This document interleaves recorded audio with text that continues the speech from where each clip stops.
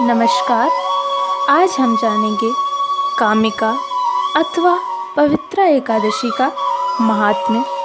श्रावण मास के कृष्ण पक्ष की एकादशी पवित्रा एकादशी अथवा कामिका एकादशी कहलाती है। इस दिन भगवान श्रीधर की पूजा की जाती है। इस व्रत के करने से सभी कामनाओं की पूर्ति होती है। इसी से इसे कामिका एकादशी कहा गया है। इसके करने से ब्रह्म हत्या तक का दोष निवारण हो जाता है। वास्तव में यह बहुत पवित्र और पुण्यदायी व्रत है जो हर प्रकार के पापों से मुक्ति दिलाने में समर्थ है। धर्मराज युधिष्ठिर ने कहा, हे माधव, आषाढ़ शुक्ला देवशयनी एकादशी तथा चातुर्मास व्रत महात्म्य मैंने भली प्रकार से सुना और समझा। अब कृपा करके श्रावण मास की कृष्ण पक्ष की एकादशी के बारे में बतलाइए। श्री कृष्ण भगवान कहने लगे, हे युधिष्ठिर, इस एकादशी की कथा को एक समय ब्रह्मा जी ने नारद जी से कहा था, वही मैं तुमसे कहता हूँ। नारद जी ने ब्रह्मा जी से पूछा कि हे पितामह, श्रावण मास की कृष्ण पक्ष की एकादशी का क्या नाम है, क्या विधि है और उसका क्या महात्म्य है? यह जानने की मेरी बड़ी इच्छा है, कृपा पूर्वक मुझे बतलाइए। भगवान श्री कृष्ण ने कहा, हे राजन, ब्रह्मा जी ने नारद जी से जो कुछ बताया वह मैं तुमसे कहता हूँ। ब्रह्मा जी ने कहा था, हे देवर्षि नारद, लोक कल्याण की भावना से तुमने बहुत ही अच्छा प्रश्न किया है। अब जो पावन कथा कहता हूँ उसे सचेत होकर सुनो।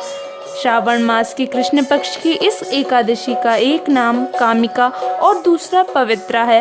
इस एकादशी की कथा सुनने मात्र से वाजपेय यज्ञ का फल मिलता है। इस दिन शंख, चक्र, गदा, पद्मधारी भगवान विष्णु का पूजन होता है। इनके श्रीधर, हरि, विष्णु, माधव, मधुसूदन आदि अनेक नाम हैं। उनकी पूजा का फल सुनो। गंगा, काशी, नैमिषारण्य, पुष्कर और सूर्य व चंद्र ग्रहण कर कुरुक्षेत्र में स्नान करने से, समुद्र और वन सहित पृथ्वी का दान देने से, सिंह राशि के बृहस्पति में गोदावरी और गंडकी नदी में स्नान करने से भी जो फल प्राप्त नहीं होता वह भगवान विष्णु के पूजन से मिल जाता है। जो मनुष्य श्रावण में भगवान का पूजन करते हैं वे देवताओं, गंधर्वों और सूर्य आदि सभी की पूजा कर लेते हैं। हे नारद, भीषण पापों से के कीचड़ में फंसे हुए और संसार रूपी समुद्र में डूबे हुए मनुष्यों के लिए कामिका एकादशी का व्रत ही उद्धार करने वाला है। इससे बढ़कर पापनाशक अन्य कोई उपाय नहीं। स्वयं भगवान ने यही कहा है कि इस एकादशी के व्रत के प्रभाव से जीव बुरी योनियों को प्राप्त नहीं होता। इस एकादशी को भक्तिपूर्वक भगवान को तुलसी दल अर्पण करने वाले संसार में ऐसे रहते हैं जैसे जल में कमल।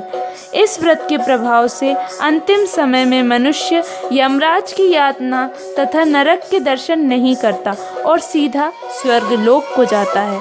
विष्णु भगवान रत्न, मोती, मणि तथा आभूषण आदि से उतने प्रसन्न नहीं होते जितने तुलसी दल से होते हैं। तुलसी दल अर्पण का बल 4 भार चांदी और स्वर्ण दान के बराबर है। ब्रह्मा जी ने आगे कहा, भगवान की अति प्रिय तुलसी को मैं भी सदैव नमस्कार करता हूँ।